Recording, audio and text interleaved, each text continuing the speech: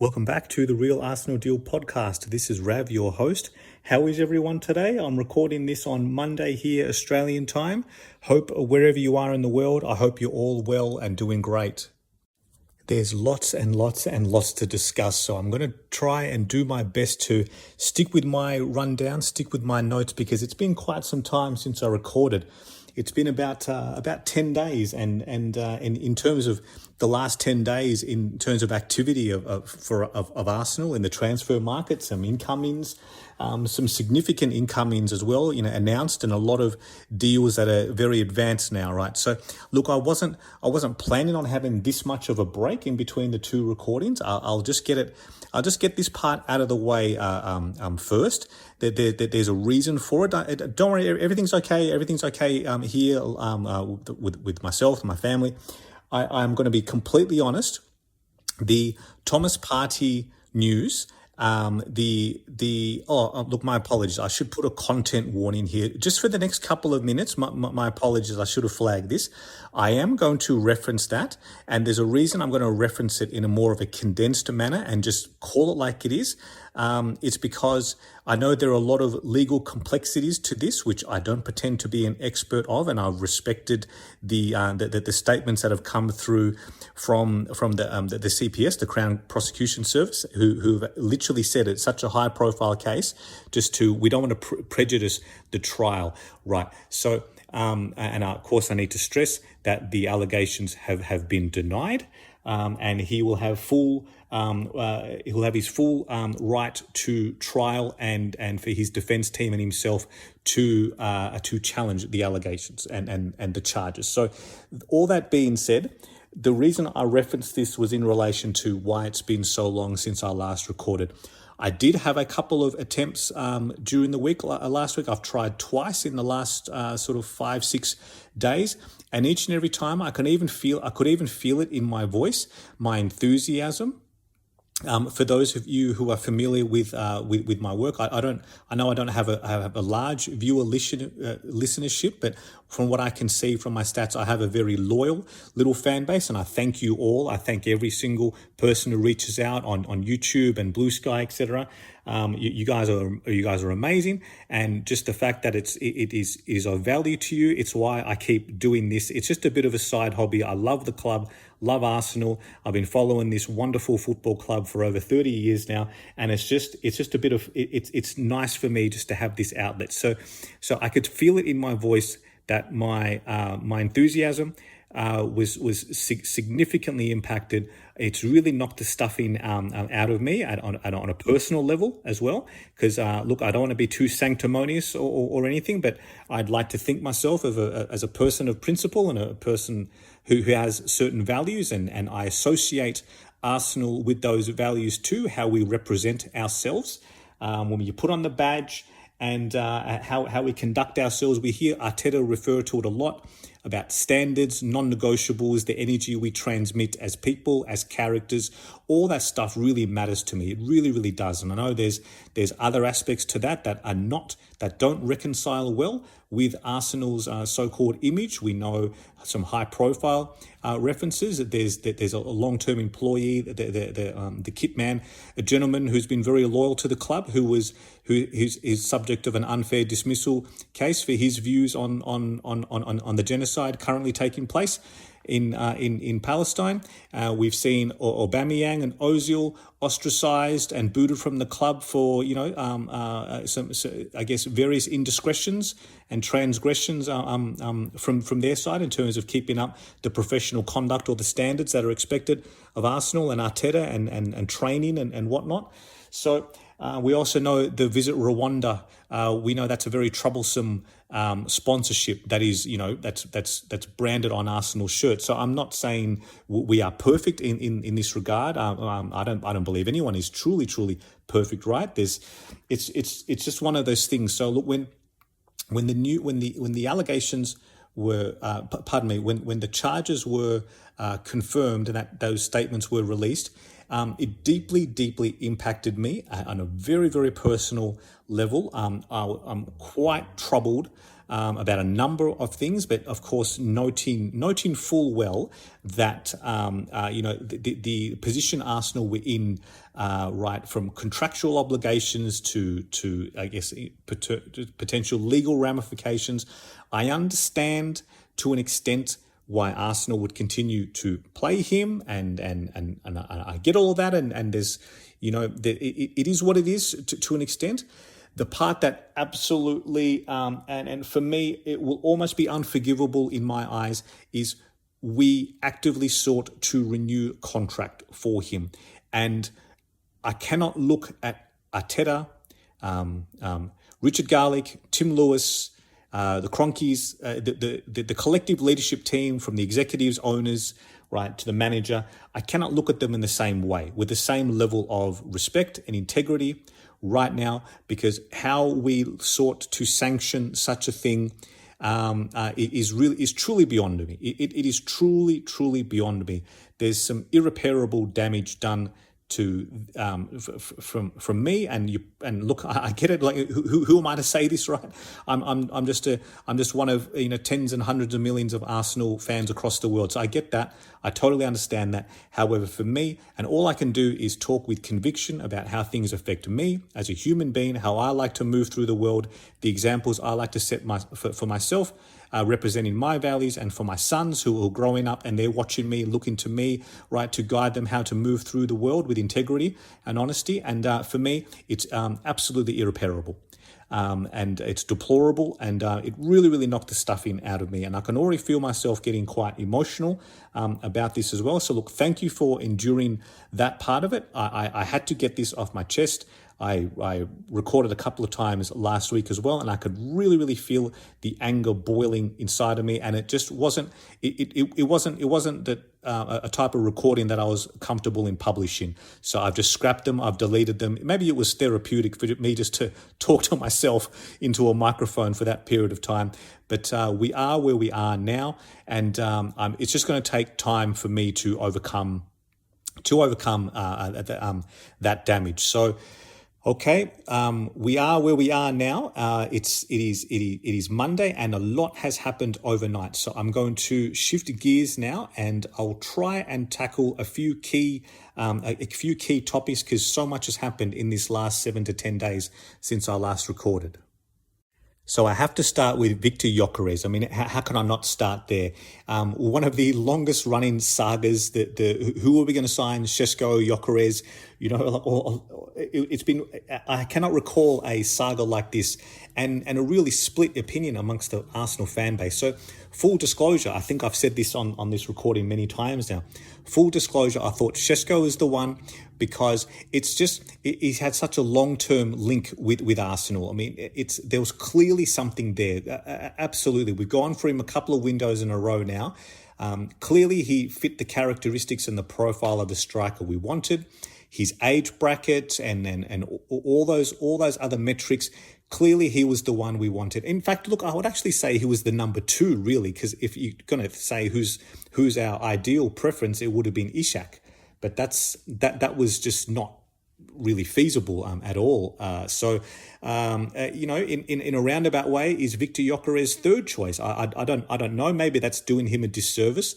But clearly, what became evident the last few days is that we were close. That a breakthrough had in talks, in negotiations that happened. I know Andrea Berta and a delegation from Arsenal spent considerable time in Lisbon talking directly with Sporting and their representatives. So it was kind of imminent. But whilst there's no deadline as such, right, we do know the importance of having these new players, these new signings announced and integrated.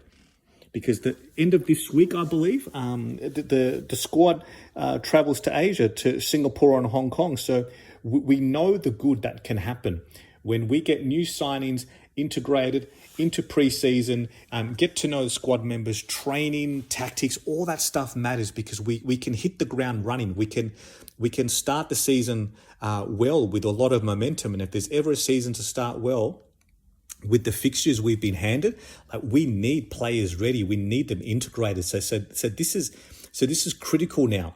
That Now that we've got the Orn bomb, we've got the Ornstein, tweet and the information that things are almost done. I'm just hoping it can just get finalised now over the next few days, and he can do all these formalities, all these media stuff, have all that recorded in London, and then have him on the plane with the group going over to Asia, because that's going to be absolutely massive. Now things got very, very messy from what I can see. The last few days, he clearly has a very fractured relationship now with Sporting. It's going to be interesting what kind of goodbye message he leaves them. Usually the players leave a nice social media message to their fans and the supporters in the club, and it's just going to be interesting because from the Sporting side of things, I think there's a lot of anger towards him. I mean, for a player to effectively say, "I'm not coming back," I'm not. I think he said he's not going to train. He's not going to report for pre-season. It doesn't reflect well, does it? Ideally, I guess when the shoe's on the other foot, we're the recipient, and we kind of don't gloss over that, don't we? But if it was the other way around, and we have seen that sort of conduct from players who have exited under acrimonious circumstances, and it leaves a very sour taste in your mouth. I mean, I don't need to look too far back to to reference players who have done that to Arsenal, and it follows them, right. Like how you leave, it does make a difference. It has a lasting impact on their reputation, their legacy. So.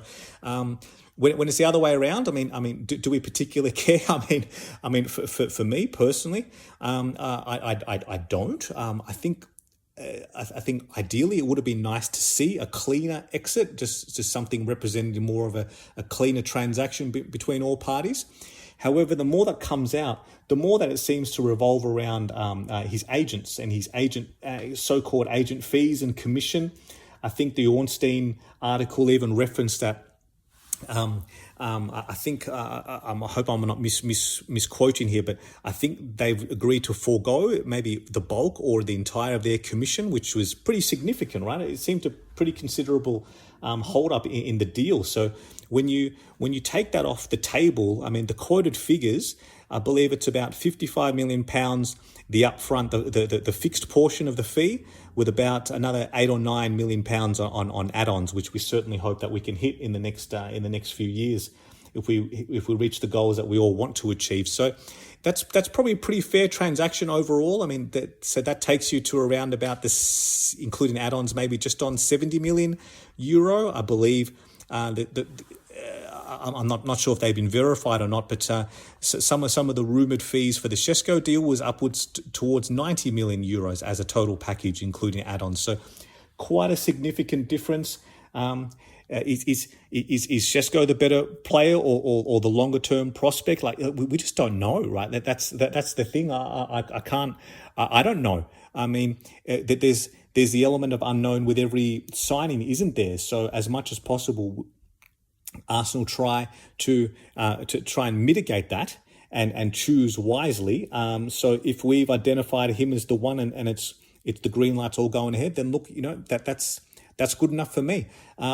He's the type of player with a ridiculous goal record, right? That I think everyone knows it's just not feasible to replicate in England in the Premier League. The caliber of opposition and whatnot. This whole side of the conversation, I think everyone is well across, right? So I don't need to go through all of that. But even if we can get somewhere, if we can get around the 18 to 20 goals and assist contribution from him in the Premier League, that's massive.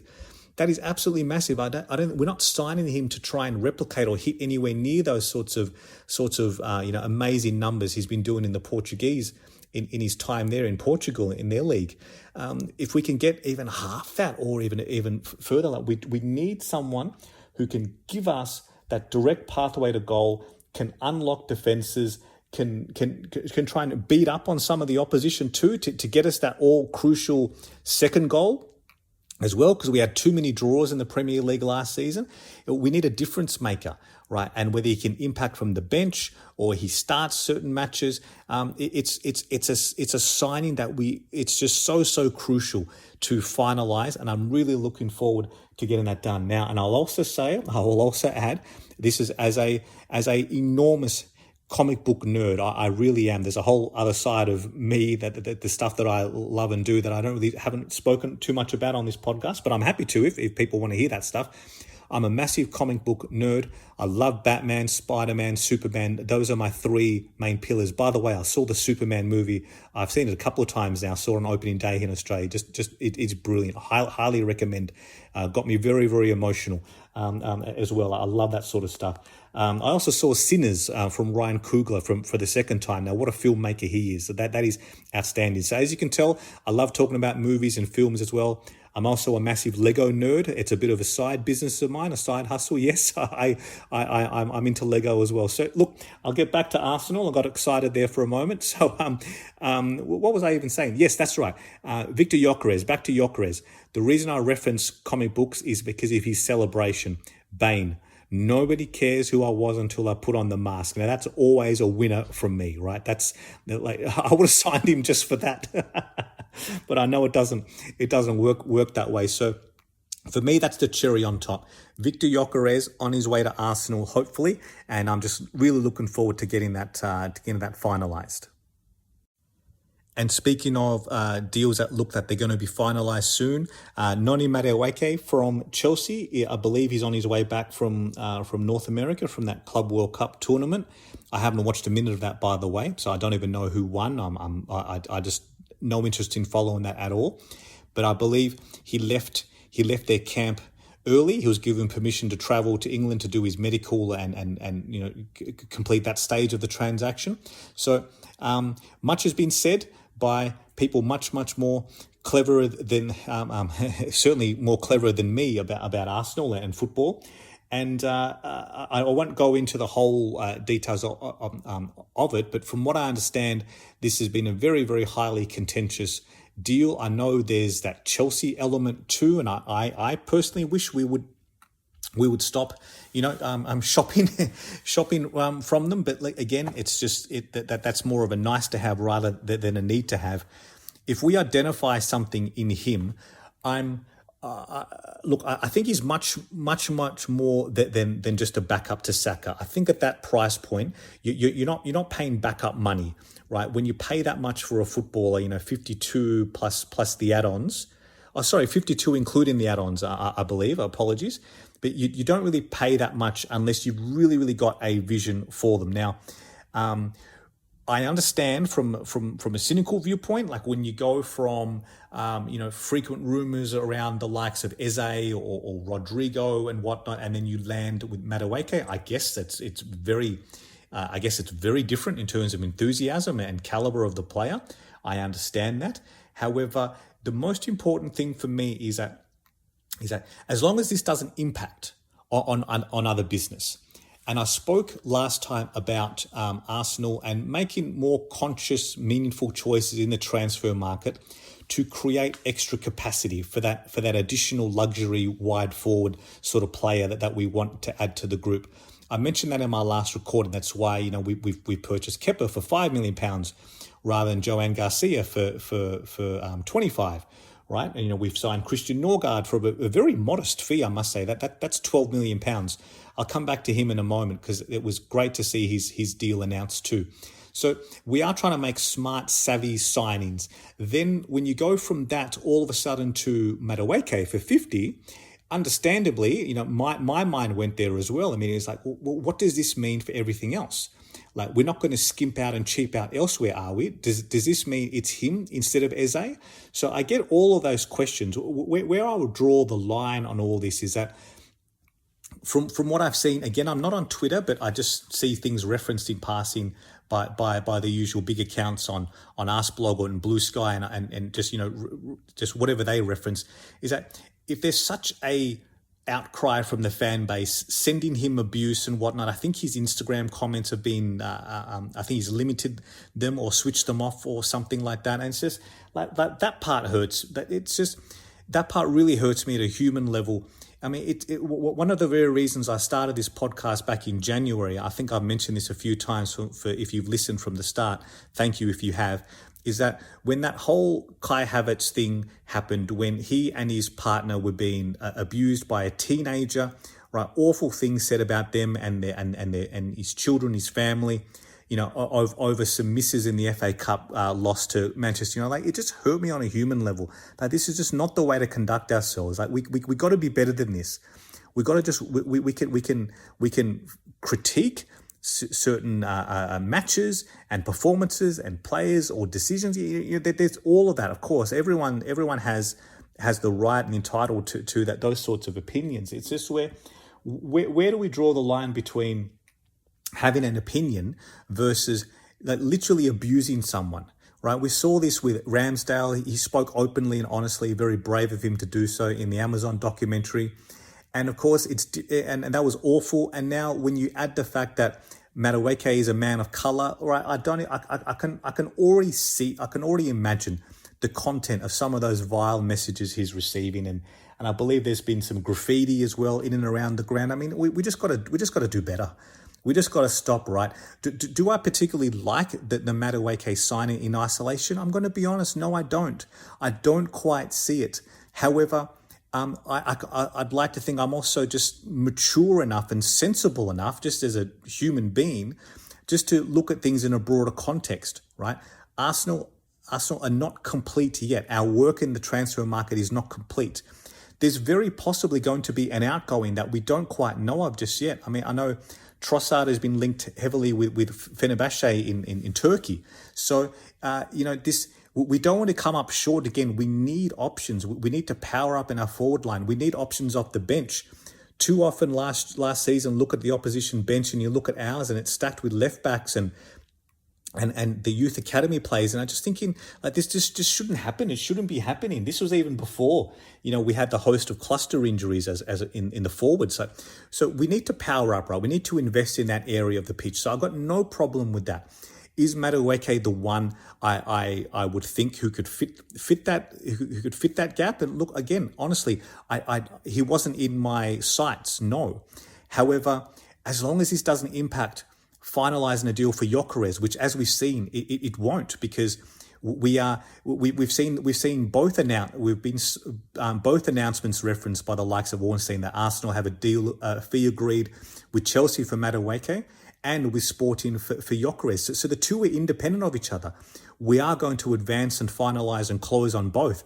Separately, there's also the work continuously being conducted with Palace, with Eze. So as long as we have the capacity to do all of them, and come the end of the window, if we've added 3 forwards to that group, I mean, look, I know Eze's a forward/midfielder, right? But just for the purpose of what I'm saying, please just bear with me. If we add the 3 players on paper, in Cummins of Gyokeres, Eze and Madueke as that additional third wide forward option, that to me changes the dynamics. Now I'm much more comfortable. In fact, I love that. I think that's fantastic work by Arsenal. This is the very type of thing that we've been saying Arsenal to do for so long. We've been sitting on our hands for the last couple of transfer windows when there's been a glaring need on the pitch and players being overused, and how many hamstring injuries how many hamstring surgeries do we need to have before we recognise that the players need support, that we need to invest in that area. So if Arsenal are doing something about that, I think it's fantastic. I think it should be encouraged.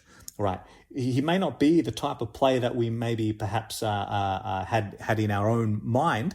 However, once it's finalised and he puts that on that Arsenal shirt, I'm going to be cheering for him. And if and when he scores, I'm going to be on my feet clapping him. Like, it's just the way that we should hopefully find ourselves in a position to just see the bigger picture and try to just rationalise Arsenal's thinking and what we're trying to do here in this window in terms of the broader pieces, the broader squad building, and hopefully you can see it very, very differently.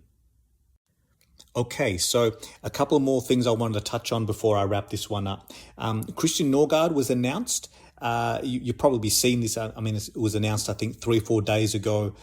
Maybe got lost a little bit in I guess, all the hoo-ha around Madueke deal being agreed and everything that was associated with that. So if you haven't seen the YouTube clip yet of Norgaard's first day at Arsenal and him being introduced to the club, and he's there with his son and his camp being greeted at the airport and being brought in on the car, it was so wholesome. It was so good. it really touched me on a human level as well. When his son reappeared, I don't want to spoil things too much in case you haven't seen it. I highly recommend it. You do, please. But if you have seen it, you probably know what I'm referring to. When he saw his son in an Arsenal kit of his own, this young boy, he looked maybe, I don't think they said his age, he looked maybe 5 or 6. It melted my heart, like just the reaction of him too, and you can see what it means to Norgaard as well. His quotes, it's just so great just to hear a footballer just talk so honestly, because his quote, and I'm just paraphrasing here, that he's 31 now, right? And he's been at Brentford, and like inside he probably just has compartmentalized the fact that he's not going to have that pathway, that career at that really, really big club, playing in Champions League and whatnot, and gunning for the big trophies. So he's been very honest in referencing that he thought that it would never happen for him. So the prospect now of representing Arsenal, on those beautiful Champions League nights, and hopefully going deep into the competition, potentially winning the Premier League title. For him, he's very overwhelmed with emotion. Just the fact that he's now gets the opportunity to experience that. So it is so great to see a footballer just so raw and honest about that. And it was great.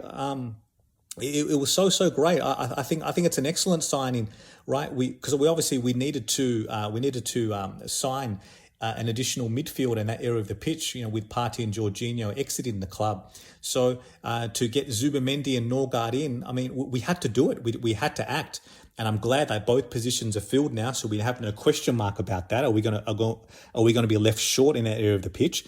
And I'm so happy for him and his family and his son, because you can just see what it means to them. It was so good.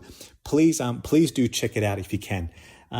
Elsewhere, just some quick ones in terms of incomings as well. Gabriel Heinze has joined Arteta's coaching staff, replacing Carlos Cuesta, right? Heinze is not someone I'm particularly fond of, more so from his Manchester United days, and he's a very feisty character as well. But, I know, separate to that, he and Arteta enjoy a fantastic relationship dating way back to Arteta's early playing days at PSG and whatnot. So that's great. I just hope he doesn't bring too much of that sort of stressful energy as well to the sidelines that he's sometimes associated with, because I think we have enough of that sometimes with Mikel himself. So we don't need the two of them going nuts out of their technical area, do we?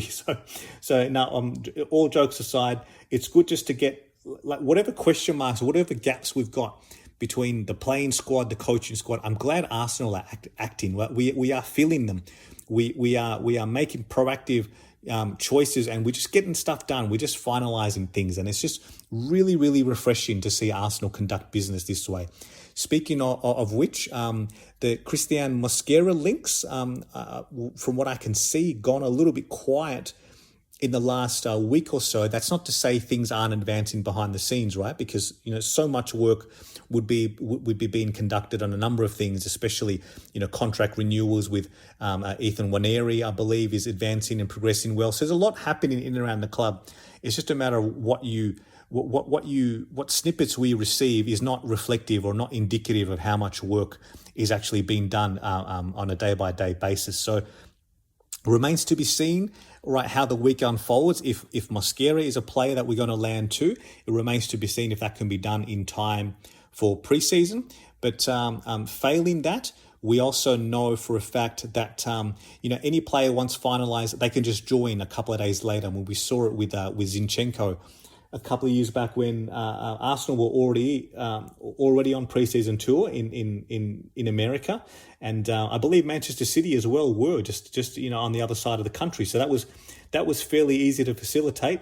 He did his medical and finalised things there, and they just flew across to Arsenal's camp, and then he can start joining the pre-season there. So it remains to be seen, if this happens with any other new signings. But as much work as that can be conducted and finalised before they board that plane, I think that's Arsenal's priority for this week. Okay, and elsewhere, there's quite likely going to be some player sales as well. I already touched on Trossard, who's been linked with Turkey, but I just get the sense that something's going to have to give Right. If we're going to be spending that big in the forward group, we kind of need to offset some of these fees with some sales. Now, immediately, the likes of players who we think are on, who are looking elsewhere are the likes of Zinchenko, perhaps Jakub Kiwior, who I would prefer to stay, honestly, because we've reached that mutual termination with Tomiyasu a week or so ago as well, and we don't want to lose too many defenders either.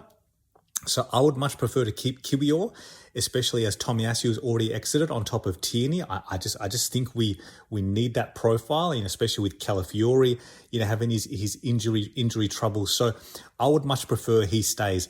Zinchenko is the one. I remember in January it seemed he was quite close to a deal with Dortmund. I'm not sure what happened there. What if that broke down, or did we make the choice, maybe given the injuries that we'd suffered in that period, did we make the choice to say no, we need to retain him? I don't quite know about that. So Zinchenko, Trossard are probably the most heaviest linked for now. But look, let's just see what happens. We probably do need to make some sales just to recoup some fees of what we can. And I'm very curious to see how Andrea Berta goes, because we know full well the amount of good work that he's overseeing incomings and negotiating as well. I'm also keen to see, can we start to just improve our player sales? Can we start to lift our reputation in the market? It's got nothing to do with him, by the way, because, for many, many years, right, Arsenal had a bit of a reputation of being notoriously poor sellers. Or if for another club, instead of paying Arsenal, that they just sort of they will just wait for us to cancel and pay out the player, and then they pick them up for free as a free agent. So there's a lot of work to be done there as well over time to improve our reputation. So let's see how that goes as well. So, okay, I think I will wrap this one there. I will bring this to a close. Thank you so much for listening. If you could please like and subscribe if you're listening on YouTube, or if you're listening on a podcast platform, Apple or Spotify, a 5-star rating would be very welcome, please, if you'd be so kind enough to do that. It just really helps boost the visibility of the podcast. And send through any feedback or any questions you may have. I'm happy to answer and field any questions you've got. I read every bit of feedback as well. So thank you once again for listening, and thanks for putting up with my opening rant. Please let me know your thoughts on anything in relation to this podcast and what you'd like me to tackle next. So until then, look after yourselves, stay safe, look after your loved ones. Just make sure we're all checking in with each other, and just be kind, be a good human being that I'm sure we're all trying our best to be. So until then, thank you so much, and come on, Arsenal.